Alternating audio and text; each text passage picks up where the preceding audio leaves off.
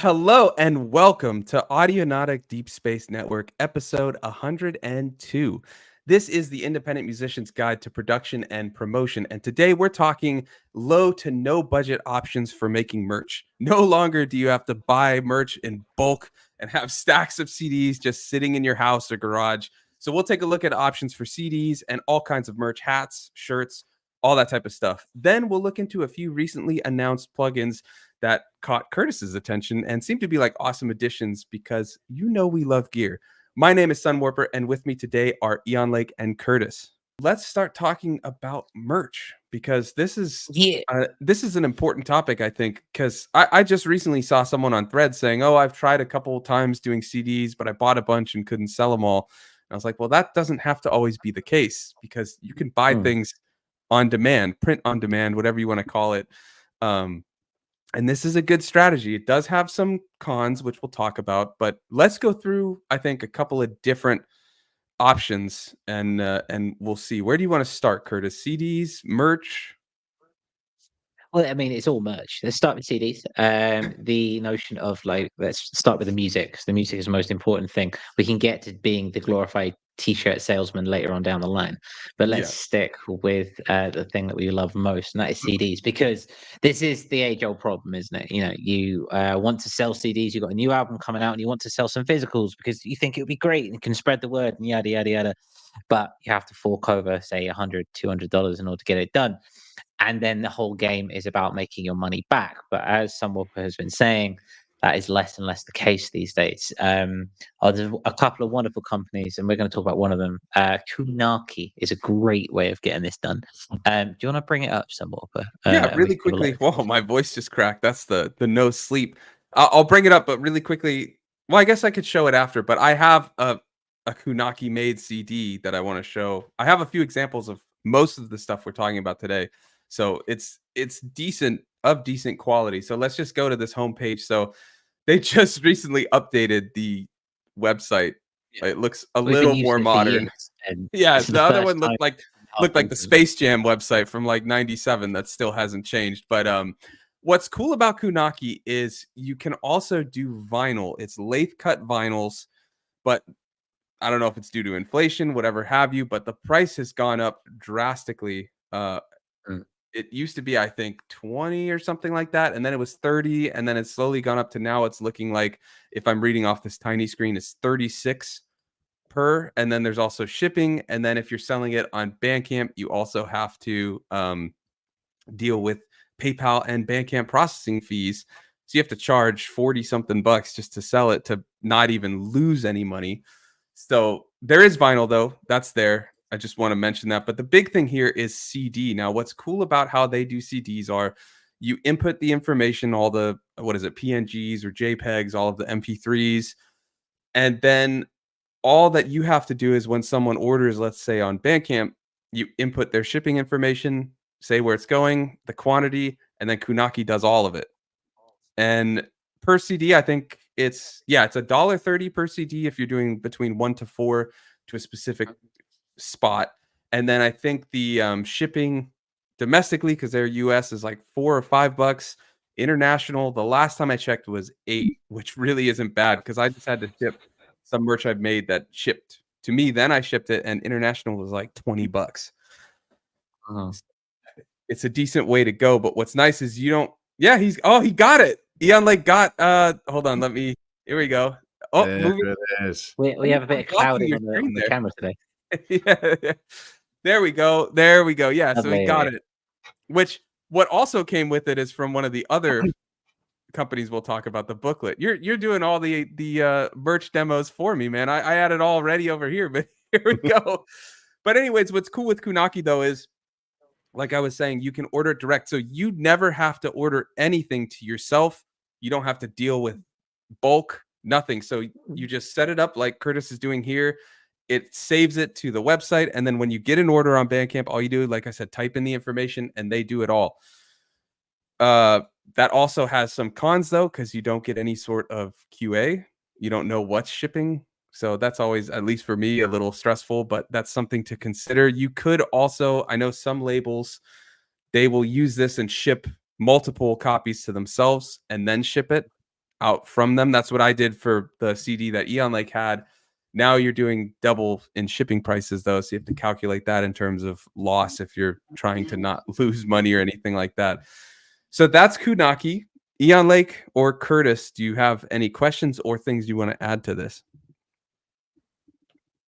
Yeah, you go ahead. Well, yeah. Drive on. Curtis, anything you want to add?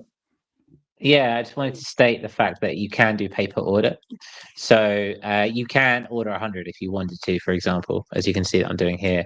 But Price if you goes don't up, want to, yes, it does. But the glorious thing is still is this notion of you could just order 5 if you wanted to. You could just order 4.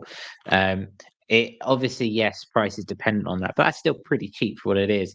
And the notion of not needing to fully invest in, say, 50 to 100 is a really nice thing in that regard. So that it does allow for pure flexibility. There is somewhat of a limited notion of kind of like the quality of build. This is very much a kind of, if you're on the ground and you're kind of working your way up kind of thing, there are better manufacturers out there for that kind of thing. But that's when you start paying up front and things like that. It can be a little flimsy, can be a little bit off. Sometimes you have to order a test because when we do the artwork, for example, it can be a little bit finicky. But generally speaking, this is a really good way to get yourself off the ground in terms of merchandise. Yeah, I wish I had my original. It might be back there actually. I can check in a second, but I did through not CD Baby, but I think they're owned by them disc makers or something like that. I had bought 100 pack of like the eco-friendly jackets, which really are not even jackets, that like it's just a fold that opens. And that was $300 plus shipping for 100 of those. And the quality of that was far less than what this jacket. And you can do jacket or you can do the jewel case through Kunaki. I know like Survey Channel typically does the jewel case, and those are cool too. But we like the jackets at Audionautic. The build quality really isn't that bad. I remember one time I ordered vinyl for an album, and when my first test pressing of the vinyl, they sent the right jacket, but the vinyl was somebody else's. And so that was always kind of like worries in my head, but I've never had any other issues. This is what the CD looks like. The Music for Imagined Landscape CD is far more intricate, and so you have to also consider print and things like that. So make sure, I would always recommend buying a test one when you make them. If you're going to do it just to see whatever company you're using, if it's on demand, it's nice to just see what it's going to look like before you actually make it. Oh, let me go full screen actually so you can see. So that's the front, that's the back, and then here is the CD. So it's pretty decent. I do have some vinyls, but I didn't get to grab it in time. So I can post some vinyl pictures if you want to see them to the Discord, because I used to do the vinyls through them. It's just a bit costly now, especially with the shipping and all that. But like Curtis was saying, and I think I mentioned, you can also ship a batch order to yourself and then do things. But again, you have to deal with extra shipping costs and things like that. So it's all things to consider. But the great idea of having on demand for CDs is you don't have to buy a ton. Like that first CD that I made for Eidolon when I just started out, I did 100. I think I still have like 60 or something like that, 5 years later. So yeah. Yeah, I get that. One added thing I just wanted to make in, if you are doing this DIY, Kunaki also do the specifications, which make it really easy. They have the templates of their own, which allows you to take everything that you need, whack it into Photoshop or even Canva in this day and age, allow you to create the artwork to their specification really easily. Everything they have on their website is really geared out for everything you need to do it yourself in order to get it done. We do a lot of the printing and the template making and anything like that. Can be a little bit finicky at the beginning, and you have to kind of get it right. And because it's all automated, so there's no customer service. Sometimes it can be a bit trial and error. If you've got any questions or anything, just hit us up in the Discord. We do a lot of these template stuff over here at Audionautic. And there's one other thing I want to add too. When you upload, the uploads that show on the website are very, very, very low res. but that is not indicative of what it will print as. It's probably just, saving. 8-bit. I'd say it's like 6.2 or something. Like it's really low res. The first time I did it, I was so stressed that it was going to come out. But they even say, I think somewhere like, oh, this is low res, not indicative of what it is. But I was, I was still panicked about it. But everything worked out. It's fine. It's all good. So just keep that in mind. I think that's about everything for Kunaki. And yeah, like Curtis said, if you have any questions about it, if you're looking into it, let us know. Hit us up on the Discord. But if you're looking to have CDs, like I said, it's perfect because you don't have to have any on hand. You can just make the thing, generate I think Bandcamp even gives what do they call it? But a template of like a mock CD, and then you can just insert that, and you can use that on your Bandcamp to show, hey, this is what the CD looks like. I would recommend getting at least one and taking pictures. Real pictures look much better, but Bandcamp does have these templates that you can use to make mock versions of jackets, CDs, all that type of stuff. So it's a great way to just offer it because you never know.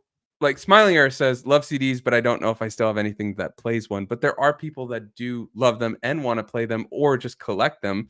And if you don't have to spend anything on the outset, why not just offer it? That's my take. And, it seems to work. I'm with you on that one. Yeah. Looking forward to doing Eon Lakes series through Kunaki. It's going to be interesting. I'll see how that comes out. Good, I'm sure. It's never let us down. All right, I think that's everything for Kunaki. Let's move on to the next one. And we talked about this one ages ago, but it's nice to do a refresh on it and for all the new viewers and all that type of stuff, or if you're watching on Apple and Spotify, which interesting, most of this podcast plays come from Apple, not Spotify. I just thought that was interesting, but also nice because we're not the biggest fans of Spotify anymore. But if you are listening on Spotify or Apple Podcasts, hello, welcome, and leave a rating. It helps a ton. We're always trying to reach new ears. And Lars says Kunaki needs to do tapes. I know. We're looking into things about tapes, but I've not found, if anybody knows of an on-demand cassette tape production, let us know, but I've not seen that. I see small run like 20, 10, 20, things like that.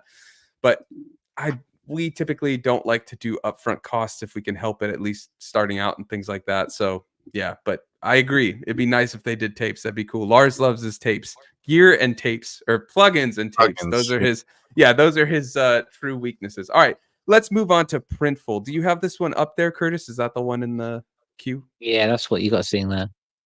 All right, here we go. So Printful offers print-on-demand services for t-shirts, hats, which I'm wearing one from Printful right now. I'll show you in a moment. So accessories. They even have, I think, like blankets and baby onesies and stuff. I know that because I was like, "Ooh, I could make a Sunwarper one for Luca." But I think it was 5 to 6 months, and so he wasn't quite there yet. But now he is. So I'm gonna double check that. So there is on one here, Audionautic baby onesie lying around in the existence of the world, and it's very there cute. we go. So He needs that too. Yeah, cool he needs that too. Yeah, Sunwarper and Audionautic. He can rep them both. So on here, you can design the products. They have a designer. You have to have some sort of photo or something, but you put it in, and then you can move things around, change the colors, all that type of stuff. They handle, similar to Kunaki, the printing, the packaging, and the shipping. So again, if you set up on Bandcamp a merch page for your shirt, and we can put, I think we have do you mind just grabbing the Audionautic page for the t-shirt, just so we can show like what a Bandcamp merch page looks like? Yeah, keep talking. I'll try and find it. I thought we switched to T, but hang on, give me a sec. Well, I think whatever we have, it doesn't matter whether it's Printful or Teespring. If we have just the Bandcamp page, then we can just show like kind of what the setup on Bandcamp looks like and then how it would translate. So the way it works is you set up your Bandcamp, you put the pictures, but there's no link between Bandcamp and Printful, at least not yet. But I'll talk about in the next one that there is some integration between certain things. But with Printful, it's like Kunaki. Someone orders on Bandcamp, you get notified. They give you their address, all that type of stuff. You just type that in on Printful, say this shirt, this size to this address, and they do it all from there. So you don't have to order shirts. You don't have to do anything. There's our shirt on Bandcamp. So like I was saying, this is the front end. So if someone were to hit buy now and buy it, we get notified, hey, so and so bought this shirt, and then all we have to do is go to Printful, select that shirt, the size they chose, and then just send it to them. And obviously, you have to pay Printful, but you'll get the money through Bandcamp and all that, and you'll see all the prices, so you can figure out, oh, I need to charge this much, and calculate for shipping or tax or anything like that. So that's Printful. It's a great way. They have, like I said, they have hats. This is a Sunwarper hat that I made on Printful, so it's there. And then no integration with Bandcamp, but you can set up some form of integration on your website. So like I use Wix for my website, and I have a Printful store. So all the things I've made on Printful that I uploaded to a storefront on there, it connects, but you still have to do all the ordering and stuff. The next company we're going to talk about is a little bit different, which I kind of like. But is there anything else we want to cover about Printful? The quality is really good. We should mention that. This hat's over like a year old, and it's still doing great. We all have some Printful merch, I know. So, Ian, like, do you have any takes you want to share about Printful? Just I've got samples from a few different places, and Printful was the best quality so far of the ones that I've seen. Yeah. And Curtis? I use Teespring for Curtis. I think we use Teespring for Audionautic, just because it's easier to get things across. We work on 2 continents, and so I find it's easier to get things across. Do you mind? Sorry, I'm. That said, Printful does have shipping in the EU and shipping in the US, I believe, which is nice. Yes. Like if you, it can do, depending on who you're ordering for, they'll ship it from there. Yeah, and they've got factories in all parts, which is really nice. But I think one thing just to bring up as well is that in their listings page, while they very easily have everything there in that regard, they make it so nice and easy depending on where you're at. So, for example, there's a new if you've got a new set of merchandise which you're bringing out, for example, you can see everything there. You can put in how much you want to sell it for, and then it will tell you how much profit that you get from the offset, which is a really interesting and really useful way of doing it. Because what's really important to remember here is that you are getting the full payment from the customer in that regard, and then you are basically pocketing the cash in that as well. So you get the money up front, and then you buy the t-shirt yourself. It comes through that way, and then you're just keeping what's left, and that's really soothing. If you're like me, you're not particularly well money orientated, and numbers scare the crap out of you, it's a really nice way of getting things done in that regard, and you can do it and be confident that you're not going to be making a loss on your merchandise. Yeah, for sure. And just to clarify, what Curtis was just showing there was Teespring. The UI in Printful is a little bit different, but does do quite similar to that. It shows you the price that it charges and then all that type of stuff. If you set up a store, it will do all that, where it shows this is what you're gaining, this is what you'd be losing and stuff. So they are very similar. It's kind of just see which one you prefer in terms of setting things up and stuff like that. We've got a couple of chats I want to read through, and then we'll move on to the next company, which is similar to Teespring, Printful, all that type of stuff. Smiler says, the world has turned. Now I'm rooting for Apple. Yeah, I think in reference to our podcast, or just Apple versus Spotify and all that. He also adds, they also add, you know what? Fans of our music will want it for collector reasons. As you say, I bought vinyl when I didn't have a player because I wanted to show support. Yeah, totally. So the nice thing about CD is it's a much lower cost. Like I originally was doing vinyl through Kunaki for all of my work because I like the vinyl better and I like the bigger art and all that type of stuff. But the price just keeps going up and up, which I'm not a big fan of, because there's like no way to turn a profit once you get PayPal and Bandcamp involved, unless you're charging like $50 for a vinyl, and it's a lathe cut. It's not a real vinyl. So it's not worth it. But yeah, so CD's a nice option. Bendu says, hey, all, better late. Happy to have you here, Bendu. We got to chat with Bendu a bit in our Patron Star stream over the weekend, which was a lot of fun, talking all about the craziness of music distributors at the moment. Pat says, hi, all. Pat, how's it going? Happy to have you. Hope you're doing well. Just popping in for a minute, they say, but that's cool. Happy to have you with us for a bit. You can always tune in later. The replay is always up if you want to hear what else we talk about, but happy you're here. All right, so let's move on to Spreadshop. Now, this one I found, I think, through watching YouTubers and stuff, but it's one of the few that you can link directly with your YouTube page when you get the first tier of the YouTube Partner Program. So if you'll recall, they dropped the original joining metrics for the YouTube Partner Program to 500 subscribers and I think 3,000 watch hours. And once you do that, you don't get ads, but you can create a store and you can get super chats and all that type of stuff. But if you want to store directly on your YouTube page and on all of your videos, that like if I'm wearing my hat, I can be like, here's how to buy this hat. Spreadshop's the way to go. And this is it on my YouTube page. So I only chose 3 of the, I think, 7 pieces of merch that I made. And just to show, but if you go to Spreadshop, it will show the full store, kind of like what Curtis was saying with Teespring. And then if you're on a video and you put like shop enabled, you can have a pop-up hit like on the corner. You've probably seen it where it says shop on videos. And that would be like, oh, I'm wearing this hat. Here's the hat that you want to buy. Again, you have to account for pricing and stuff. But if you go to Curtis, can you go to the actual Spreadshop website too that I linked? So that's my YouTube integration. Good to know if you're growing your YouTube and you hit that tier. Spreadshop's a nice way to do it. What I like about Spreadshop is you build out a store. Now, I didn't get to link my Sunwarper storefront, but basically you can just choose all the merch that they offer. You select whichever ones you want and design your own clothes with those. So you can put a logo on it. You can make a hat. You can make a shirt and all that. Those are the storefronts. So if someone on my YouTube clicks to go to the storefront, it takes you to something like that. These pictures that are changing, those are the storefronts. And you don't have to order any of these up front. You just make them. And then anybody that wants to grab them, you set the price. They tell you what it costs. And then they show you, similar to what Curtis was showing, they will show you the profit margin and all that type of stuff. And I believe they handle everything. So they do the storefront, payment processing, and fulfillment. So you don't have to do anything. Like my YouTube store is just automated. If someone were to click a shirt and buy it, I just get notified, but Spreadshop just handles it all. So it's a lot easier in terms of not needing to do much. If you want to just automate a store, this is one of those ways to do it. Like Printful and Kunaki, once you get an order, you get the money. You have to then pay for it on Printful or Kunaki and ship it.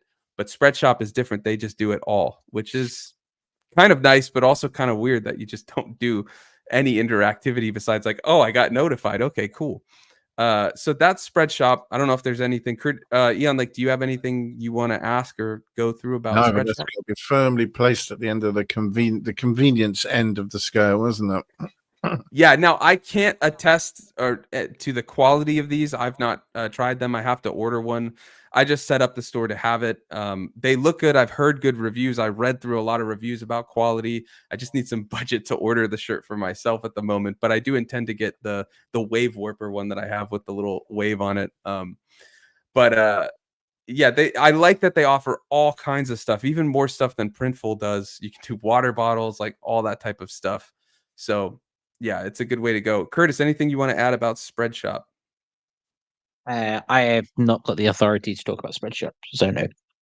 Okay, anything from what you saw though, as an independent musician? That's what I mean. I like the fact that it's automated in that regard, and you don't have to worry about anything. The back office stuff and can continue to rise and bog you down. So it's good that it's just not there, and it's good that it's just there, and the money can enter your account. That's really useful. Yeah, you do just need to consider if pricings change. Like, do you need to adjust your prices? Because I try to keep the prices relatively low. I'm not trying to turn profit. The thing with print on demand is it's very costly because they're making one-offs. Whereas when you buy in bulk, the more bulk you buy, the less it costs. But print on demand, that's one of the cons, and we'll talk pros and cons after. But it's something to consider. So it's maybe like $1 or $2 in profit because the price is already pretty high, and I'm just trying to round out the number or whatever. But so you want to keep that in mind. Like, and I believe all of these companies email you when price is changing, except Kunaki. They do not. So if you are doing Kunaki, you may want to check their prices every once in a while, because like that happened to me with a vinyl. I had it set for whatever price, and it went from $30 to $33, and then it just screwed everything up. So you want to keep that in mind. Kunaki also has surge pricing. They raised the vinyl prices to $50 at Christmas because of the amount of orders. So also something to keep in mind. There are drawbacks to this type of technique, but it's far better than having boxes full and loads of money shelled out up front that you may not get back. Lars says surge pricing, gross. I know that's like a trend. Didn't Wendy say that they're going to add some sort of surge pricing or something during like peak hours of food eating or something like that? I don't know. I thought I saw something like that. Smiling Air says, is any of the money direct to bank or is it all PayPal? That's a good question. I typically go through PayPal. With Printful, the way I'm using it for Bandcamp, everything goes through Bandcamp, which then means it goes through PayPal. So yes, it's PayPal. I forget about Spreadshop. I have to look. I'll get back to you, Smiling Airs. I'll find out later and let you know in the Discord. Lars says, yeah, but they backpedaled almost immediately. Yeah, that's a shock. All right, let's go on to the last one. And we teased it a little bit because Ian like showed the little booklet that I made with it. But this is Canva. Now, you may be familiar with Canva for making art, for making thumbnails, all that type of stuff. But you can convert all of those to physical. And it's decent pricing, kind of expensive, but free shipping, which is nice. So this is how I made these booklets. And I know Ian like showed it, but I made these physical booklets for Music for Imagine landscapes. And I mean, it's really good quality. I made posters before with them and some other stuff. So all you do if you're designing on Canva, they have lots of templates that are built for it. Like this was a booklet template that I made that you just copied. I copied all the pages and then changed everything. We debated back and forth about the background colors and all that type of stuff, but they have templates to get you started that are set up in the sizings and quality and all that for making the actual print. I think they even do t-shirts and stuff. I've just not checked that out. They do, yeah. Posters I've made on it. You can do postcards even I've made with that for like in the CDs that I sent with this booklet. It came with some postcards that I wrote on and stuff. You can do it all on there. So it's nice. And then a little trick I found, because without Canva Pro, you can't resize. But if you go to resize, or if you go when you're on a project you're working on, if you do want to resize it, or if you want to turn it into a physical, you can go, I want to order this, and then it'll recommend, change this to this size or that size, and you hit that and it'll resize it, and then you can adjust it and stuff. So a little trick if you need to resize, but also if you've made something and you don't want to remake it, but you want to turn it into a different type of physical, you can try that. But it's a really good way to do it. Free shipping, I believe. That's at least what it seemed like for me when I've done a couple different orders with them. But the prices are a little high, so you just wager that in when you're making whatever. But it's a great way if you're looking to do booklets with CDs or posters or anything like that. This is another option with a really good designer. That's the one thing. Like Printful has a designer, but when it comes to posters, it's a bit limited. But on Canva, this thing is meant for design. It's like a pseudo Photoshop, with limitations and all that type of stuff, but like a website version. And it's built for that. So you can really make some interesting posters and then turn it into a physical. Curtis, I know you've helped me design stuff on this. You helped design the booklet and stuff, but have you used Canva much? I have, and it's very good if you want to get something done quickly and you don't want to think about it too much. For the disposable things, like when we did the booklet for Music for Imagine Landscapes, I actually did that in Photoshop and then we imported it in. And because you can get into a lot more detail with it. So if it's something like that and you are familiar with Workshop, it's a better Photoshop even. That's a better way of doing things. But you use Canva for your thumbnails, for example, which you could what would you consider it, like disposable? Because it's quick, it's simple, it's meant to put. Yeah, I mean, I wish thumbnails were quick to make. Yeah, yeah. So like. Learn Photoshop, it'll get really quick. No, it's not that. It's just the constant tweaking to figure out click-through rate and this and that. Like it's a never-ending process. But no, it's easy to make on there, which is nice. And they've got pre-made fonts and all that type of stuff. So it is quick in that way. I made the mock-up for the booklet in Canva, sent it to you, was like, this is what I want to do. Then you made it in Photoshop and then sent me the files, and I put it into Canva and turned that into the booklet. But yeah, posters, even like all kinds of stuff. I would just check what they offer. And like I said, template wise for thumbnails, even they have some really good templates for thumbnails you can adjust, and like they're kind of proven to be effective. So if you adjust it and don't make it a one-to-one, it's also works. I don't typically do that, but that is something you can do. Ian, like, what's your take? Very useful. Again, you know, if you don't want to be doing all of this yourself, if you don't fancy running a market stall, having a whole room full of nonsense that you can argue with your significant others about, then yeah, this is the solution for you, isn't it? Yeah, it's a nice way to go. Curtis, is there anything you want to add to Canva before we just talk general pros and cons about print on demand? Oh, I think it's a very good piece. It's very it's very underutilized and it's very underrated. I think it gets a name of being this big corporate kind of easy peasy machine, but you know the only limit is your imagination. I know you can get what interests me is calendars, for example. Like that's really fun. Where Fox had some success with that, and I would like to have a look into that for maybe 2025 for Audionautic. But like the notion of just having a brand calendar where you can put artwork and stories and things like that, like that's kind of cute. It's a nice little Christmas present. Yeah, and that reminds me, one of the biggest things with Canva is customer service.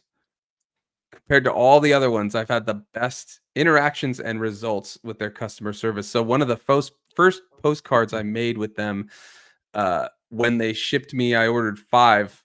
They sent like 10, but 7 of them had really strange artifacting from like the print process. I emailed them, sent them the photos. They sent another 10, and I ordered 5. So that was cool. They also, when I did the booklets, the first one I ordered a prototype, like a test, came fine, worked fine, looked great. The second one, when I ordered the bulk, because I ordered 5 or 10, I forget, I think it was 10, there was no issue with the print, but before it printed, their QA caught it, and like a human, I think it was a human, but you know, somebody pretending to be a human, whatever you want to call it, I didn't get to see the hands, was like, hey, this is so and so from Canva quality assurance. Like, it seems like 2 of the pages might be a little too close to the print bleed or whatever, like it might not print. And I was like, hey, I already printed one. If you think it's going to just consistently print, they're like, oh yeah, if that one worked, it'll be fine. And so I ordered that, but they like caught it and let me know before it ordered. They're like, we're just putting it on hold for a day. If you respond, you know, here's the recommendation for the sizing we do, but you know, let us know how you want to do it. So it worked great. It came out, everything was fine, but I really liked that they had this proactive customer service to be like, hey, just so you know, this might not print well, you know, and all that. And when there was an issue that first time, they were great to fix it, you know, no questions asked. And I mean, they asked to see it, but everything was fine. And yeah, so in terms of quality, like their customer service has been great. I've never had problems with Printful, so I can't attest to that quality. Kunaki, when I emailed them, they did respond, but it took a little while, and they fixed it when it was that wrong vinyl and all that. But yeah, I think just Canva seemed to be the most proactive with it, and I did really like that. So keep that in mind. All right, let's quickly go through some pros and cons, because there's a lot of good to this tactic and strategy of using print on demand, but there are also some negatives. So a couple things, we've kind of covered a lot of it, but just to go through it in recap: no upfront cost. So it eliminates the need for large upfront investments. If you wanted CDs, you don't have to order 100 for $300. You can order one for $1.20 plus $4 shipping if you're in the US, something like that. You only pay for the items as they're sold, so you only have to order it if someone buys it, and then they handle the shipping and all that. So it's very low risk. You're not sitting with stuff. Between all of the different ones we've covered, it's a pretty diverse range of products. So if you're looking for, I think one even does blankets or pillow sheets or something. So like there's all kinds of stuff you can make, water bottles. So if you want to do something interesting, I think one does USB sticks or something, you know, whatever. You can check these out and then get them on demand, so you don't have to order a ton. The setup on all of these websites is relatively easy. Some are easier than others. Some have nice shops that you can create pretty easily. The global reach, a lot of them have, like Printful and things like that, have shipping set offices in the EU and stuff, so you're not paying these high international shipping prices that you would be if you were shipping them for yourself. But there's some cons. So like we mentioned, the cost, the unit cost is higher than when you're ordering in bulk, but you're not ordering massive amounts that you're going to possibly not make up for or recoup. There is limited control over the quality because you're not seeing the product before it's shipped. So there's that. Shipping prices and times, as I mentioned, the shipping prices can vary depending, and some of them don't notify you. So if you have a set price on Bandcamp or a set shipping price on Bandcamp, as shipping changes, you don't know that it changed. Things like that can happen. And also the production time adds time when it comes to shipping. So you have to count that in. If you order something, Printful or somebody might take a couple days to fulfill it, and then a couple days to manufacture, and then a day or two to ship it. So you have to calculate that in when someone buys it. Make sure you cover that in the description, like, hey, we'll ship within 7 days or whatever. And I think that's about it. Curtis, do you have any cons or pros that you want to add to this? Not so many pros and prawns and crows. Yeah, the I think the I love it. notion. I think you covered most of it. I think it's important to see it as an interesting stepping stone to. It's an interesting stepping stone to the next stage. I think. I don't think we should consider it as an end game for merchandise necessarily. It's really good. It's really useful. It's fast. It's quick. It's amazing.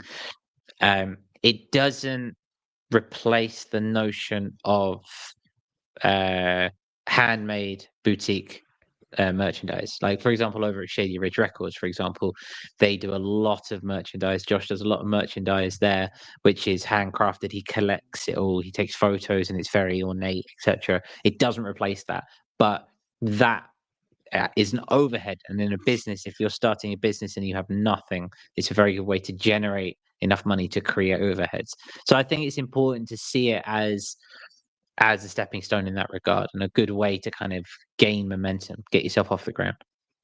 Just to slightly play devil's advocate, but it can also be part of your boutique process. You could do the CD and then hand make other stuff, the aspects to have that. So you can also use it as kind of this middle stepping stone or whatever. Like, start with the on demand, don't order it, but order a test one or something and just handle it all right there. Or go and start ordering a few. Like, that's what I've started doing. I ordered 10 or 15 or 20 of these to myself, get other things like, oh, the booklet comes with it, there's stickers, there's this and that, and then you ship it all together and you're handling it. So you are creating this boutique bit of merchandise. It's not just one piece. It's not something shipped by someone else. You're still getting it. And I use those because it's still the best way. You don't have to handle 100 or 200 or something. So I get what you mean, but it takes a long time, I think, before you're at the point where you can order 100 CDs and sell them out and turn a profit to not pay, something like that, and do the sort of more boutique aspects completely. So, yeah, it can be a part of your boutique process, I think. So just keep that in mind too. Yeah, for sure. Ian Lake, what are your thoughts? I think you've covered it really. I mean, I think they've thought about what they offer a lot of these places, so you could use them as little or as much as you want to. And if you don't know what your demand is, it can make life simpler in the short run. You can easily scale up and start doing things yourself once you know where you're at. But it's certainly useful in a number of ways. And we are all t-shirt salesmen, really, aren't we? Glorified t-shirt salesman. You're not going to make that money on streaming, are you? Yeah, that's true. That's true. All right. Well, I think we've covered it. Chat, let us know if you have any questions or anything you want to cover before we move on. Spying Air says, but I'm already hand making the music. Yeah. And if you want to hand make the CDs or something, you can too, but this is a nice way to not have to worry about printing and doing all that.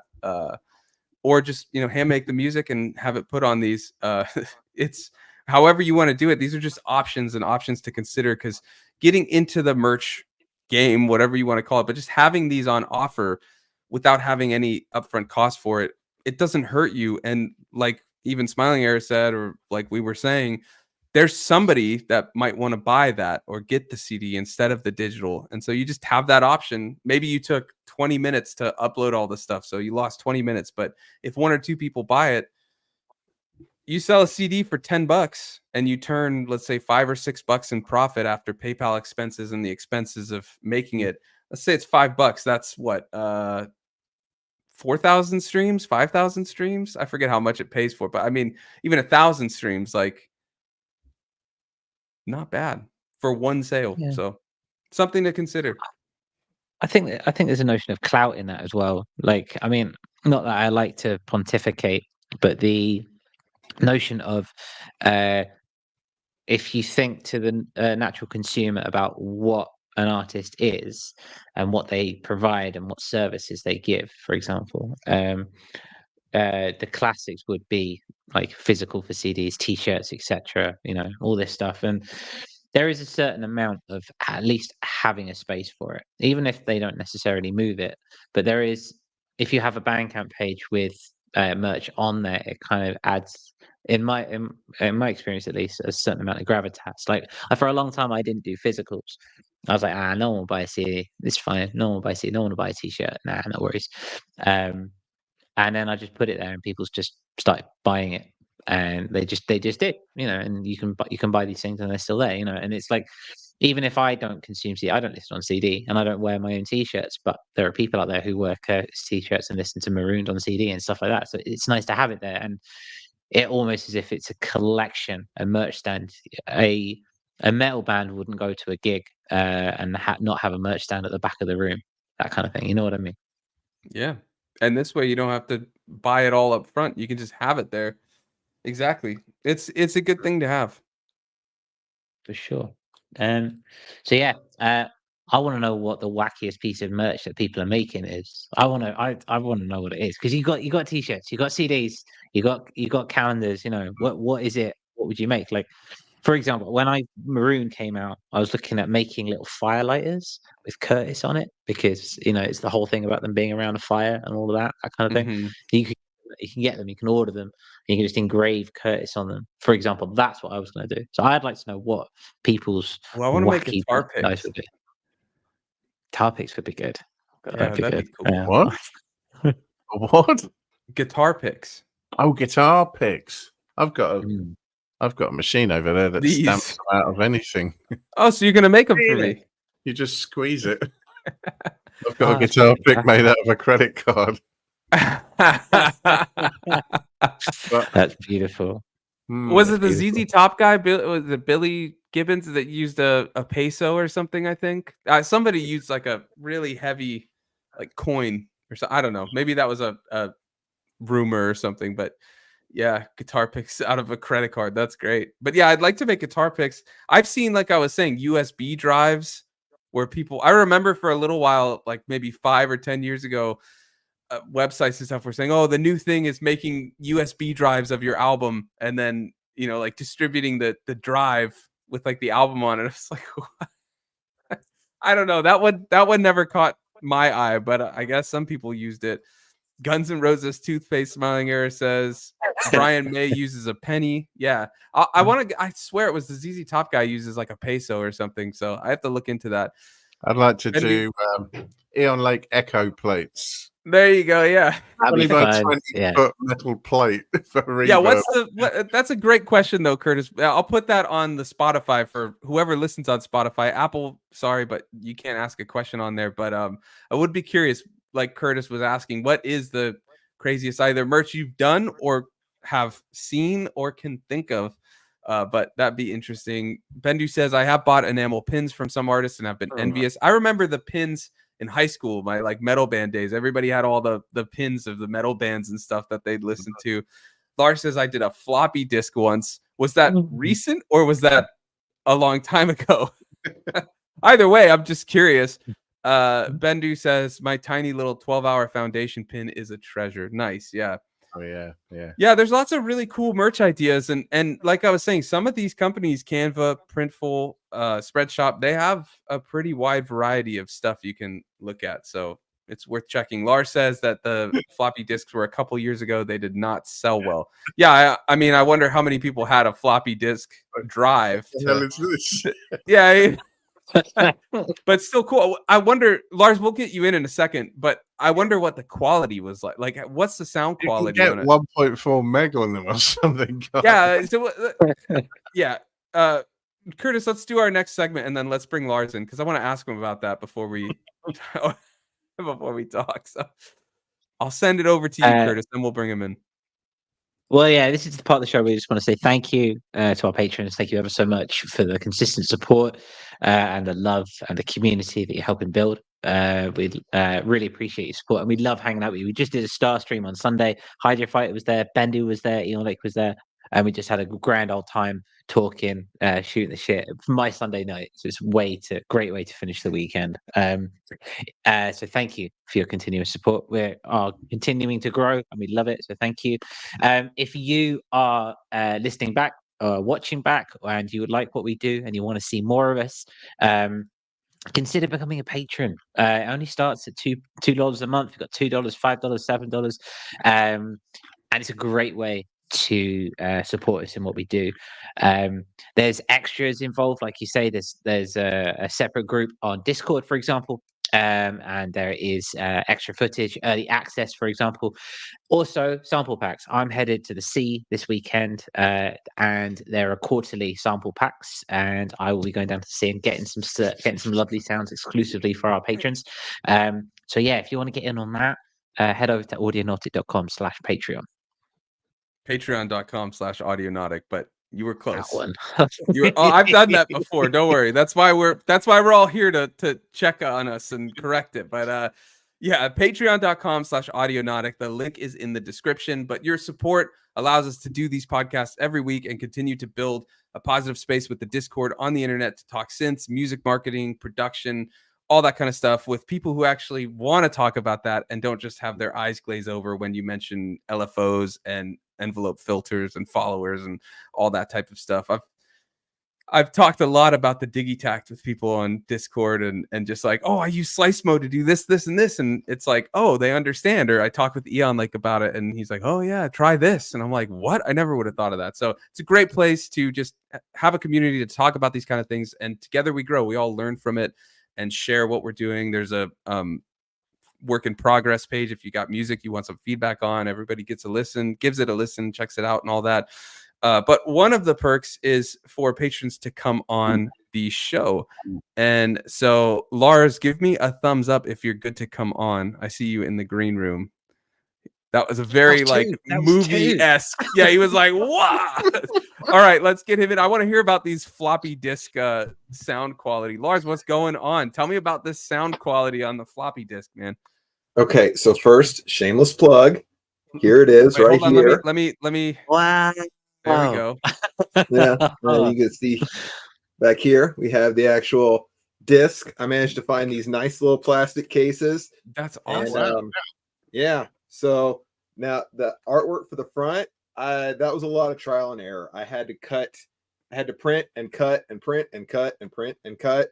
I think it took me about 12 tries before I finally got the size right. Lars, do you mind before you put it down? Just can you zoom, put it to the camera? I want to see that front because there was some glare on it. Wait, zoom it back a little bit. There we go. Yeah, that's perfect. Yeah. Okay. Oh, that's cool. And the back side, if you don't mind flipping it one more time, I just want to see. Yeah. That's awesome, man. That's cool. And how'd you make it? Was there somebody that did this floppy disk production, or did you get floppy disks and then? I did it all myself. So the job I was working at, we had a supply room, right? And I was in there talking to the supply guy, and I saw there was like a giant stack of like floppy disks that never used. Like, we still have floppy disks here? He's like, oh yeah, we haven't upgraded in a while. I think they still use them for things. It's like, would you mind if I made a couple boxes disappear? And he did not. Interesting. So, yeah. So what's the quality like on the sound? I think I had to reduce it from like, your normal 128 kilobytes per sec to about 32. And was that part of its charm though? Like I'm curious, did you the versions that made it on the floppy disk? One thing I was thinking is, did you rip those off the floppy disk? Did you rip that audio and then release that version so it has like all that degradation and stuff, or did you do the originals as like the Bandcamp and then the floppy disk is of its own? Oh no. So I mastered them and everything, and then I put them on there and I reduced them to the point where they would fit on here. Then I took them back in, turned them back into waves so I could get all of the cool little like audio degradation from it. But it's supposed to be like, the whole theme was like, it's an old DOS game. It's music from an old like Dungeons and Dragons type DOS game. So I figured part of the charm was just it sounds like crap. Yeah. No, that's why I was asking, because I love that kind of like Love it. low bit reduction sound. That's So I a was hell of a curious. Like, tagline. it sounds like crap. It sounds like crap. That's the charm. That's the point. So the more I get to know you, Lars, like you run the blog. For those who don't know, Lars runs the Fringes of Sound blog online. It's beautiful. And you, as a human being, Lars, just continue to push the fringes of what it is to be an amazing human being and try new things. Like that's just beautiful. Put it on a fucking floppy disk. Yeah. And advertise love it as DOS Dark Dungeon or whatever. Quote, it sounds like crap. Sounds like That's good. All right. Well, I let's wanna- get into Lars's favorite topic in the world, besides floppy disks, apparently. Mm. Plugins. So Curtis, you found a couple Yeah. plugins. Let's move over to these plugins and talk about it. I'm going to start with this, and I've got new. I knew that Lars would probably be in for this, so I've got new overlays for this kind of there's new style overlays. We're going to go with this mainly so we can get back to it. Boom, horsing around in the news. Ooh. The You just didn't There's want a it way to of go doing it. right over Eon Lake's face like that. Actually, Oh, if you we know were me, free, it would be over Eon Lake's face. Yeah. That last time when it I'll have to say, we're getting there. We're getting there. It's cool. Yeah, we're gonna start with the Zebralette. The Zebralette 3. If anyone doesn't know that Yuhi, some people say Yuhei, some people say Yuhi. Fantastic company, great plugins. Sunwalker is a massive fan of Diva, and if I had the computering power and Repro, yeah, very much so. Oh. Yeah, lovely. But they do a couple of nice free ones as well. Triple Cheese and one of this as well, Zebralette, and this is their Mark III, which is now out, and I'll play a little bit now. It's a synthesizer. It's great. It's a great single oscillator synthesizer. The full Zebra is actually 4 oscillators, which you can stack on top of each other, but this gives you 1. And I'll get to why I find this really interesting in a second. So it's a free software synth. It's currently in beta mode at the moment, and it keeps everything that you would see from the Zebralette, basically slimlines it down.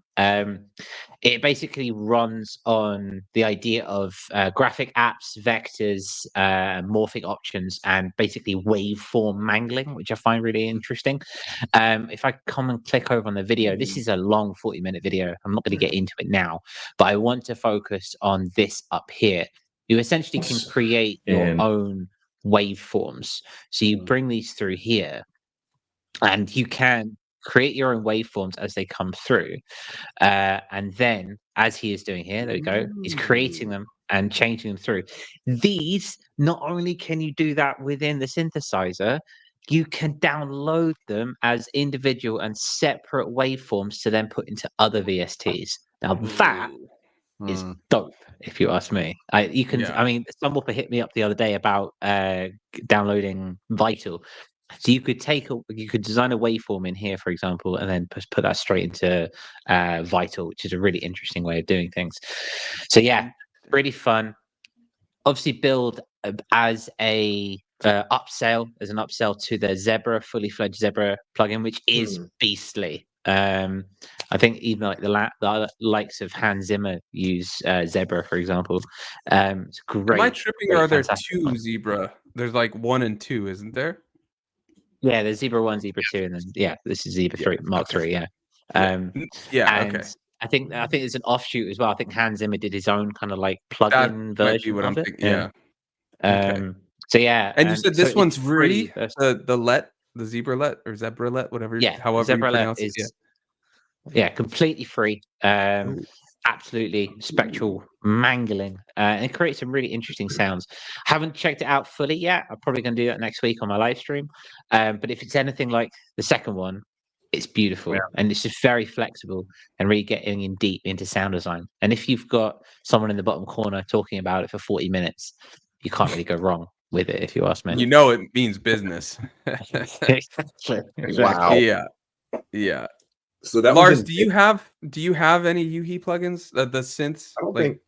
I think I have the triple cheese, the free one. I think I have that one hanging around. Again, it's one of those things that, oh, cool, it's free, and then it's just sitting on my hard drive. I can't I can't recall that I've actually used it for anything. I had never used Triple Cheese, but I had Diva and the 2 repros from Yuhi and a couple of their compressors and whatever else.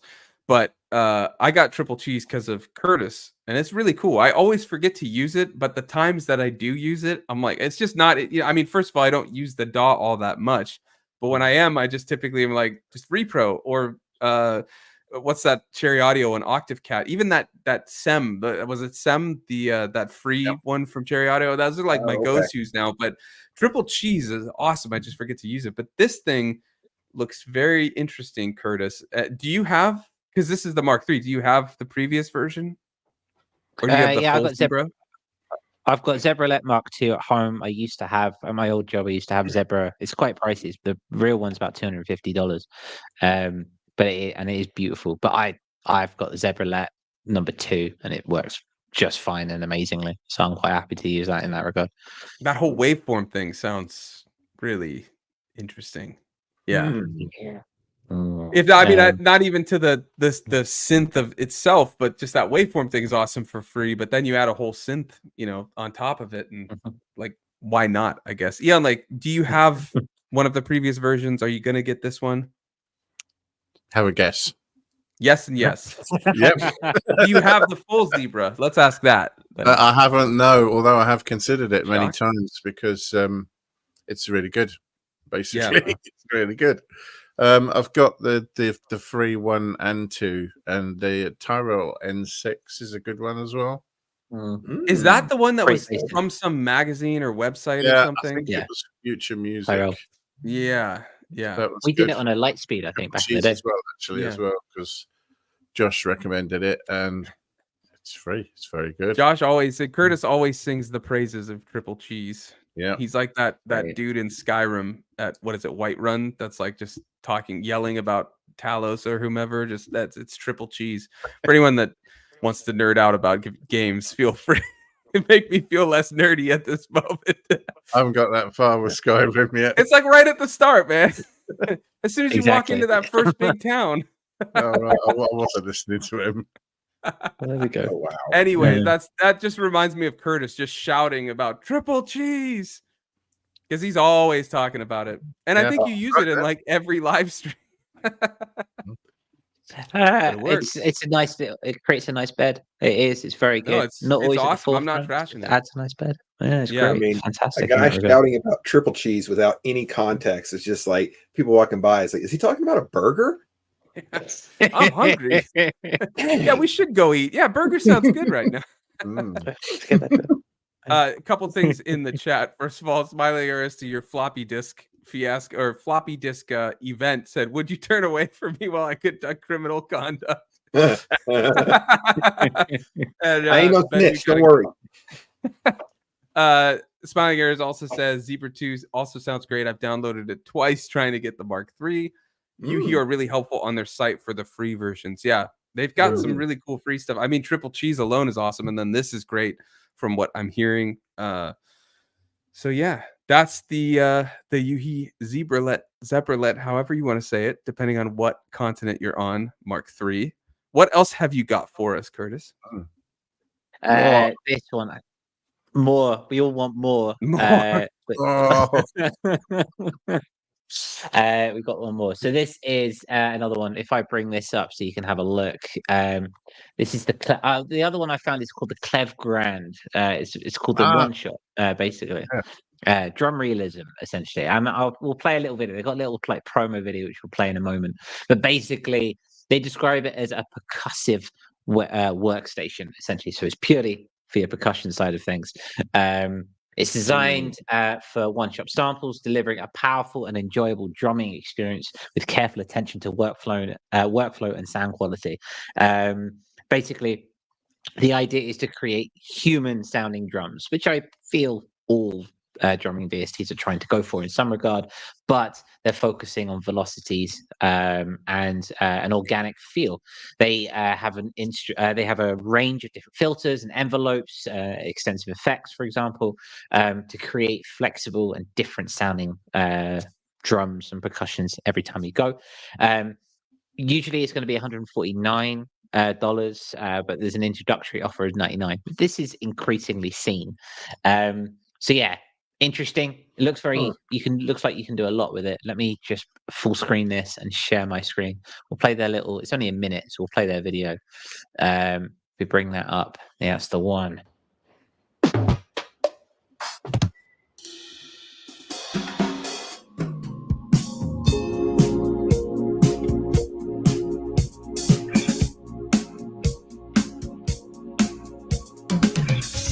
Don't know any of those people.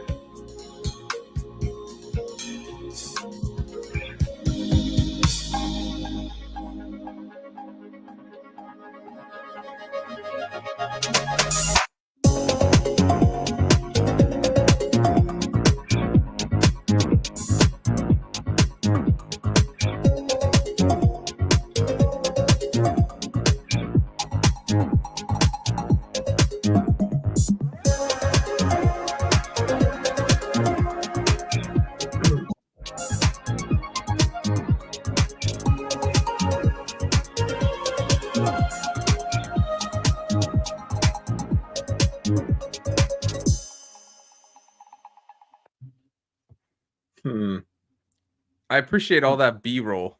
That's pretty cool. It seemed like a lot of work for that editing, so I just want to mention that. I also want to mention, speaking of video editing, I like that the two of us on the left side both have the camera at an angle, and then the two of us on the right side have the camera straight forward. I mean, I can move us around, I guess, but I just thought no, put it back. No, I know it's the OCD clicks in, right? Yeah, speaking of editing and all that stuff, but yeah, all right. So Curtis, you brought this to the table. We'll start with you because I think Lars doesn't sound that sold on it, but let's start with Curtis because you brought this to the table. I want to hear from you.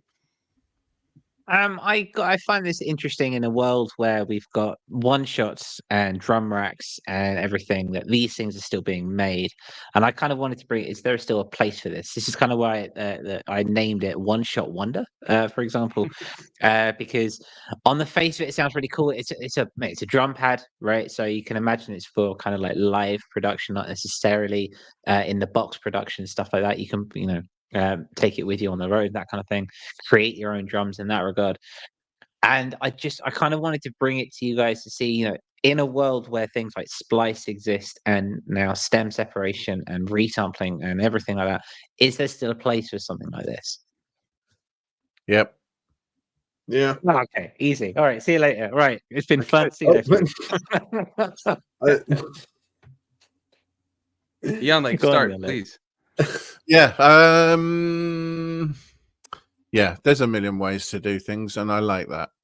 I'm happy with that. I'm happy with, there are times I can't be bothered to curate a library of samples and to build a custom tool. I've got a few that I have built in the past. Sometimes it's fun. Sometimes I can't be bothered. Sometimes I just load a plugin that plays drums and use that and try and go with something already built. I use the Roley Studio drums from time to time, generally for creating loops that I then multi-track with loads of other drums and so on. It might be like, the kit, or it might be sample drums, might be dig attacked, might be SP based stuff. Who knows? But I'm happy with lots of different ways of doing it, and having sort of like virtual groove boxes like this that takes some of the fiddliness out of it, like chokes. I mean, you can set choke groups up quite easily on the SP and things like that, but sometimes you just want to just load something in and make a beat and just get on with it, And I like having tools kicking around for that kind of use, and I like being able to go as deep as I want because, I've got a bit of everything in the toolbox, But that's just me. That's good. I like that. Yeah, there's more than one. There's more than, cover your ears. There's more than one in a cat, essentially. Exactly. Lars, Lars, what are you thinking, man? So it's a drum machine. That's the only thing you have to say about it. I don't know. It's because I already have a couple different things on my computer that I can do this with. I think I got like the complete select, and it came with the Native Instruments battery, which has a lot of the same features. Now, that being said, it's like I don't use drums a whole lot, honestly. And a lot of times when I do pull drums, it's like I'm just pulling like samples, like I'll cut up a loop, or I have like some one shots and I just kind of like randomly assort them. One of my favorite things to do is like the different sample packs you get with like different drum sounds and stuff. Sometimes I like to just mix up the sample packs and just add all kinds of weird sounds in there. Like, oh, I got a snare from this one kid over here, but I'm going to have this kick and these hi-hats from these other two. Yeah, I do that a lot too. It's fun. It makes for something that is not cohesive at all, and I love it. Because I know what I like. So if I'm listening to a particular kit on a particular plugin, I'll only use the sounds I like. And if I'm using a few and I want something else, I'll put something else on another channel and use the sounds I like on that one, and so on. Yeah, always. And it's never all from the same kit. Never. Yes. Look at that. So it's like, what were you thinking about it? Yeah. Well, I was watching the B-roll and the edit more, so I need to clarify something. I need to clarify something because the B-roll. It was too distracting. I was like, "Oh, it's changing the lights now. Oh, and then they're moving this and they do that." I'm sorry. I edit stuff now. I watch it. And I'm like, "Oh, interesting." But I want to make sure I'm understanding what it is, because depending on what it actually is, I have differing thoughts. So, is it just a drum machine with a select group of samples that you program, or does it create loops, like programmed loops, like you set things and it does the loops for you? It does both. Are you sure? So it does both, yeah. So you have the samples. So you say like, I want a 4 on the floor, or like you choose like and it does like these drum sounds, like it makes a loop out of it. I think the MIDI would come in as they were playing on the keyboard and they were playing on the drum machine. You trigger it yourself, or you put the MIDI in yourself. So it's basically just a sampler that comes with a bunch of drum one shots. Okay, so that's cool. I maybe we're not gathering all that's there, because the video doesn't exactly specify much. From what I saw of it. How could you not understand it, Sunwarper? It was so clear. It showed you all that wonderful B-roll. I was watching the B-roll, man. Beaches, skies, all that stuff. Or yeah, like this is like what I was saying. Or does it, Smilers? I thought it applies subtle variants to your pattern, so it doesn't sound so artificial. That is definitely one part of it. I'm reading through the feel and things like that. The notes, but I'm just wondering, like, are you saying, like, so here's what I'm getting at. If it's doing what I was asking, where you say, like, I want a complex drum beat, this and that, and it generates it. It reminds me of, maybe Eon like knows about this because I think you have Logic, but Logic Drummer. Yeah, Logic Drummer, because I use Logic Drummer as when I need drums quickly, I usually never keep it, or I'll use it as background percussion and like treated with a bunch of bit crushing. But to start a song, when I'm like, I need drums really quickly, I just go, I want this complex, I want the kick, snare, hi-hat, and it generates a drum beat based on the performer type that you choose, like EDM, IDM, synthwave, whatever, and then all these different drummers that it has. And there's all these variants you can do, and then you can create all this stuff. So I use that to start generating sounds when I'm working in a DAW. And then there's also Reason has Beat Map, which I actually now use for generative synth parts. But you set like, okay, on C, I want, like, if the kick is C, you choose the first part of the beat map to be C, and then you set that there's an actual like geographical map, and you choose it, you add variety and stuff, and it creates a beat out of it. And it's really like overly complicated to just do what Logic Drummer's doing, but there's a lot more nuance to it. But those are the two things I use. So I struggle to see the need for my workflow for something like that. But if that's not what it is, and it's more like a sampler with one shots that has variety you can add, and it must be doing something with programming if it's adding variance, unless it's changing the sample, like to change the variant, like changing the pitch or the volume or something. I don't know. I'd have to look more into it. I'm just speaking kind of like from the quick understanding I'm gathering of what you're saying. So I don't want to say this is what it is or isn't. I'm just kind of talking and rambling because if it's doing that, I think I like that type of stuff like Logic Drummer, and I'd like to see more of that is what I'm getting at. I'd probably stick with Logic Drummer unless this thing's like far more advanced, but that type of stuff I'd really like to see more of. I think the utilization of the hardware is quite interesting. Like I say, like perhaps less being in the box, but I've always wanted one of those pads from Ronin, for example, and using it in that vein would be really useful. Something where you've got like an inspiration machine where it's not always there. It might not be a main drum kit or something like that, but it's something that you kind of just turn on, kind of start hitting some things, shaping some bits and bobs, that kind of thing. Now, would you want to pay $150 for that? Maybe not, but depends if you're a drummer. I'm not a drummer, so maybe I just don't care enough about that kind of thing. Yeah, I want to look into more of what this exactly is, because it's interesting. I'm reading the notes.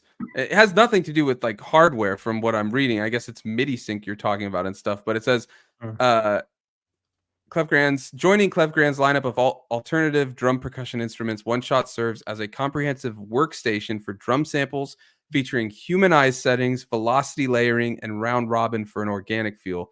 So I want to look more into this because I'm wondering if, like what Smiling Airs was saying is you set a MIDI pattern and then the samples are generated through this, it sounds like, and it's doing things to the samples, like changing the velocity to make it sound more like a human drummer. So that, because, a human drummer is not hitting the snare at 127 velocity every single snare hit. It's 125 and then off time a little bit and 120 and then this and that. So it sounds like they're trying to do what Roland do with their electronic kits where they've got their real feel. Because obviously, if you're playing a double stroke roll on a particular drum sound, you really will hear it repeating with that amount of beats, so they vary pitch, they vary sample, they vary all sorts of things to try and make it sound more live. And I must admit, the examples they used in the video did seem to be quite realistic sounding, in the sense that you're not hearing the same sound being hit multiple times. It's not just volume, not just velocity, it's quite subtle. So I think that's what they're trying to sell you is to give you something that can be used like a drum kit, in the sense you can play more beats closer together and it not sound like a single sample repeating. It sounds more like a drum, even if it's not a natural sound to start with and it's more of an electronic sound. I think in that aspect, especially like next level drum realism is one of the things on the URL. So I think for sure that's at least what it sounds like if this is aiming for it. I actually think that is really cool, because when I do drums, when I want to make it sound a little more like less, on the grid and less electronic sounding and just add some variety and stuff, I have to go and change every velocity or do a random thing and then go in and nudge every single one off a little bit. So this does it. Something. Yeah, or do all sorts of stuff that's like per little step, like every little one, nudge it, and it takes forever. Whereas if this, I can just incorporate it and say, okay, please just add some variety, add some velocity, add some fill type stuff, like do this. That is really cool in a DAW workflow for sure, or MIDI hardware, like using drums and things like that. So I think this is worth diving more into to see what it really is about. Yeah. We get that. You could also go in your DAW and find the swing knob and just turn it all the way to 100% and roll with it. But that's only one aspect. And man, 100% swing, you better put that through a floppy disk to get it to sound better. 100% swing, man. I go to like 65 and I want to just like die. Yeah, that's insane. Yeah, but that's still only doing one aspect. What swing only changes the swing of the even or odd hits or something, but whatever. But I mean, it's only doing just the timing, whereas we're talking velocity, we're and all that stuff. So interesting. So I know in Machine there is a like you on the controller is like a variation button, and you can go through it, and it's got a randomize and it's got a humanize feature. So you can just take the humanize feature. This is what I do a lot, and it goes anywhere from like 10 to 100%. So usually I'll just turn it up to like 10%. I'll hit it, and it does a pretty good job of like varying the timing and the velocity and all that. Yeah. But I don't think it handles anything like it won't handle pitch or any other kind of stuff like that when it comes to drums. I've used it on a synth, and it still doesn't change the pitch or anything. It's just all timing and velocity. Interesting. But that's a nice little thing too. Yeah. It is. Having variety like this and options is nice. Yeah, and then you just turn the swing up to 100% and you're good to Yeah, go. of course. You put the variety thing to 100 and the swing to 100 and just see what happens. Drum roulette, I guess. Oh, I love it. That'd be the best way of doing it. Yeah. I like that. Like, I've been getting into a habit recently of building a drum rack and then putting Dr. Chaos in front of it and just letting it do its thing and just like whatever comes out, and just then crushing that to hell.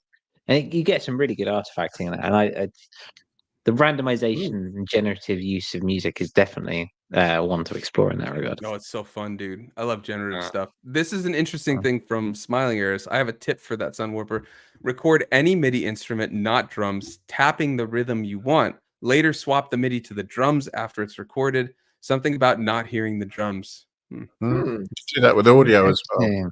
You can just tap something on the tabletop, record it, and use it as a groove, and you can apply that to MIDI and so on. Yeah. Have you guys seen this new plugin called like Lunch Table, the drumming plugin? Oh, you could put it up. You could hook it up to like a SP404 kind of thing. Yeah, like they have one video where they have it hooked up to the SP404, but all the samples, like all the percussion samples, are literally just like tapping on a table with like a pen, a pencil, like you used to do like in school. Yeah. Great. I know that all too well. I drove anybody that was sitting next to me crazy because I'd just be drumming on the desk.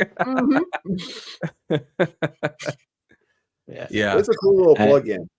We'll have to look into it. Well, what's it called again? I'll add it for 10. I think it's called Lunch Table. I can't remember the company that makes it, but they make another plugin called 7 Deadly Snares as well. I wonder what that emulates. I can't imagine. It's like that. It's like all the B-roll that we just watched. It's like, what did we just watch? What was this about? B-roll, man. That's what it's about. Very it's nice. All about that B-roll. That sweet B-roll. It's all about the clarinet, man. It's by Beat Surfing. Is it beatsurfing.com? Yeah, beatsurfing.com. Okay, I'm adding this to our next docket so we can cover this. Let's do it. Sounds interesting. So Lars, you better be there if you can. Hey, I'm working from home. I am doing my best to play hooky from work. First you steal floppy disks, then you just take an hour off every week. I'll have you know, I'm a great employee. We all need. I have a strong work ethic. I guess seeing is believing or something. I don't know. You're seeing it. I've literally been doing work while we've been doing this. I'm glad you can multitask. There we go. So with that note, that brings us to the end of the news today. And you tend to wrap up the show by talking about what we're going to be up to this week. So let's start with Lars, seeing as he is our patron and our lovely, lovely anarchist. What are you up to this week, man? I've never been called a lovely, lovely, lovely anarchist before, but I want to keep that now. I'm actually working all weekend, unfortunately. They got me. I know, right? But that's okay, because I figured that gives Sunwarper some time to send me some stems. I know. Now 2 of you have been pestering me about this. Eon, like when I came on, was like, "Where are those stems, man?" I'm like, "Dude, I went to sleep at midnight and woke up at 4. Like, I'll get them to you. Give me a minute." Bro, still I'm wasting tired. time lying down doing nothing for hours on end. What is sleep, right? Yeah. I'll get them to you, man. I'll get them to both of you very soon. And me, thank you. Well, you already got I'll get you another one soon. I got a second one. You got to start working on the first one. I'm not sending you anything till you give me some signs of life. I have started working the other one, and last week you said you sent me a second one. My headphones. Hold on. There we go. And I we're need back. wireless headphones, man. What are we doing this weekend? Turning it. Oh, let's just grill Sunwarper about some stems for a minute. Yeah. Yeah, For sure. I must say, I'm very happy that you all want stems from me. That's awesome. But just give it a minute. Lars, you already got that crazy song done in like a day. Like I said, Eon still needs his ethic. first. Eon still needs his first. So his takes priority. Curtis, I have to see signs of life. And then Lars, I'm getting it. Don't worry. You'll get a finished track at some point. You'll get a finished Well, track at some point. When I get that, you'll get another stem at some point. That's not what you said last week. There we go. One stem at a time. Yeah, like drip feeding. Oh, it's hi-hat. It's 'Cause I hi-hat. know how you work. I don't want to inundate you and then nothing gets done. I just need to know something gets done so that we can get the ball rolling, you know? I'm working on your wonky stems. It's all good, bro. Eon Lake, what are you up to, bro? Well, I'm going to do this week what I was going to do last week because I had all these ideas about doing overdubs with modular, and I got it plugged in and I started patching, and I just had this epic drone, massive drone. So I just started multi-tracking that, and I got really sidetracked and didn't do anything that I planned to. So I'm going to have another go at doing what I meant to do last week, and I probably turn won't. into another drone. Yeah, You know, music will come out of it either way. So what do I care? yeah. That's what That's what you matters, need. man. That's what you need. That's what matters. Yeah, the best laid plans, huh? The best laid plans are the ones that are not plans in the first place. Massive drone sounds good. What about you, Sunwarper? So I have to finish editing. I spent the weekend making an ambient track with my whole DAW list setup, like the whole thing. Profit for the loop, dropped the pitch, sequenced it. Then I did some crazy LFO stuff and the Digitact. It was awesome. I don't usually do ambient on the DAW list setup, but I love it because the circuit, I can do all the generative stuff. So I had generative sounds on the built-in circuit sounds, on the Erebus, and then on the MS1, all sequenced by the circuit, and then controlling everything else and doing all the main stuff in the Digitact and the SP just to do like effects. And it was cool. So I have to edit that. And then I'm checking out, I got sent this really cool clipper plugin, but it does a ton of stuff. And so I'm using it to show like mastering as part of a mastering chain, but it's really cool because it does all this like crazy saturation and stuff when you like really push it. So I'm putting it on Logic Drummer and then resampling that to get just like this crazy distorted sample sounds, and then like sequencing those samples differently by hand performing them and stuff. So that'll probably be like a short or something, but that's just fun experimentation because I love overdriving stuff, but I don't typically like distortion in the DAW. I don't like the way it sounds when you start really driving distortion with plugins, but this thing does it right. And so I was like, ooh. What's it called? Gold Clip. Gold Clip. Yeah. And we all go to Does it Google. come with its own set of metal teeth? Yeah. No, it does not. It's an expensive plugin, but it comes with a 30-day trial. But I'll cover it on the show once I have the video done. Once I make my video, but it's really interesting. The gold processing and the alchemy processing are what you're not supposed to put it to 100, but for the drum thing, I just cranked everything to 100 and it just does this really clean but distorted sound out of it. And the alchemy setting tones the high voice kind of loud. So this thing like warps it down. It was interesting. So yeah. Sounds awesome. Sounds awesome. Yeah. Yeah, put it to 100. Yeah, that's the way to do it. Always. Don't use it the way it's meant to. Don't use it the way it's just like the other stuff, right? 100. And Smiling Ear says 99, but if it goes to 100, shouldn't you just set it to 100? 99's better. 99's always better. I don't know, man. I think 100. Crank it. Mm. That one little difference, that one little knob twist makes all the difference. Righty on Lake, tell me I'm not alone in this. Or did you freeze? No, I see his mouth. Oh, yeah. I thought he froze for a second. Yeah. He's just staring at you in judgment. You're looking at. I'll talk to you about it. It's really cool. And once I get the video done, it's interesting because it's expensive. But I told you it's expensive, but there's a 30-day free trial. Yeah. Yeah, and you could rent it to own it if you really did. They reckon it's the ultimate loudness tool. Is it, dude? We'll have to. I gotta tell you, man. I've been using it on the new. It'll be on your masters. Cool. I was like, of course, it happened after Imagine Landscapes and Curtis's, but everybody else's releases this year is going to get hit with this thing.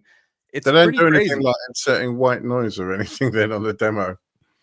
No, it's pretty cool.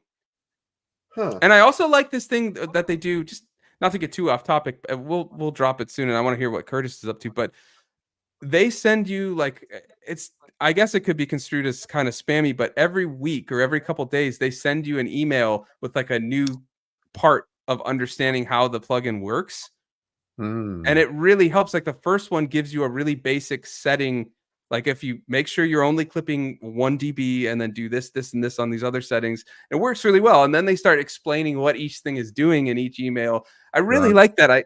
I like want to say I wish more plugins company would do that, but then I also don't want to receive like a million emails. But it's not like, hey, buy this. It's like you bought this. Here's how you use this. Here's what this one aspect of this plugin is doing. Here's what the next one is doing. I like that because I really help to like understand what it's doing and then get your head around how to use it. You have to assimilate everything immediately. It can be a bit of a download. Yeah. Straight away, can't it? Yeah. Well, Curtis, what are you up to this week? I'm going down to the beach. I'm flying back home for a little bit. So I'm going to go be with the family. I'm going to be down by the sea. So I'm going to get some sounds. The Audionautic patrons need a sample pack. And this is the perfect opportunity to get something that's a little bit original, something a little bit different, something that isn't just a pack of standard kicks and snares and hi-hats. So that's what I'll be doing, as well as just making some beats by the beach. I haven't stuck my feet in the sand for a long time. I live in a landlocked country now. Who would have thunk it? There's not much sand around. So it needs to be that needs to be done. So I'm going to take this. I'm going to take the launch pad.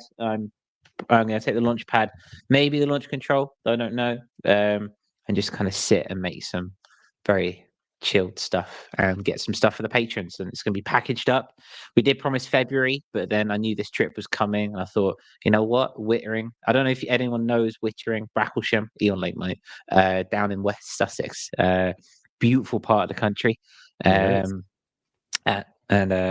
lots of beautiful sounds, and the way that the winds come in hits off the bay and it makes a whistling sound. I want to try and capture that as best I can. So that's gonna be coming to the patrons in the next the next week, maybe 2 weeks. So we'll get that down. Something a little bit different, something a little bit fun. That's what I'm gonna be doing. So yeah, it's gonna be nice to get out of Prague, try something new. He's not going to be happy, referring to Steve, but needs must, as they say. So yeah, that's what we're doing. Exciting. That's awesome. It's nice to get away, get out of it all, get some perspective, then come back and make some music. Exactly. Yeah. Make music there too. So, exactly. Yeah. I'm taking it all with me. You're never not making music. Yeah. So I haven't got the handy recorder out for a while, and been the sound operator for a while. So that's going to be fun. So yeah, that's what we're doing. That's where we're going. So yeah, looking forward to that. And that brings us to everything that we've got. Let us know in the chat, watching back, what you've been doing, what you're working on in the studio this week. We'd love to know what you're doing. If you want to share what you've been making, head across to the Discord. We do have a works in progress and a production progress channel where we are putting our MP3s and people are lamenting on how awesome and amazing they are. It's a really good space to do that. It's a safe space to share music. So yeah, come down to the Discord. It's really fun in that regard. Yeah, definitely. We have a lot of fun, and also those Starstream patron hangouts are always the highlight of the month when we get to just talk about all kinds of nerdy synth stuff. So yeah, if you're interested, want to help support the show, check out the Patreon, but the Discord is right there for everyone. All the links are in the description. With that, we will be back next week at 11 a.m. Pacific. And until then, you'll find us in the Discord. But thanks for watching, and we'll see you next week.